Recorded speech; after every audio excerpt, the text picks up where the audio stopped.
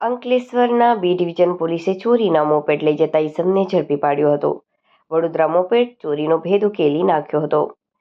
રાજપીપળા ચોકડી પાસે ચેકિંગ દરમિયાન એક શંકાસ્પદ યુવાન સફેદ કલરની એક્ટિવા સાથે ઝડપી પાડ્યો હતો. પોલીસે ચોક્કસ માહિતીના આધારે કાર્યવાહી કરી મોપેડ વડોદરા રાવપુરા વિસ્તારમાંથી ચોરી થઈ હોવાનું સામે આવ્યું હતું.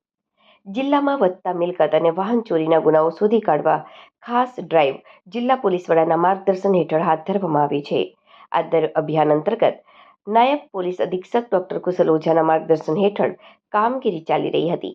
આ દરમિયાન અંકલેશ્વર શહેર બી ડિવિઝન પોલીસ સ્ટેશનના પીઆઈ વીજી લાંબરિયાના નેતૃત્વ હેઠળ પોલીસ ટીમ પેટ્રોલિંગ અને વોચમાં હતી.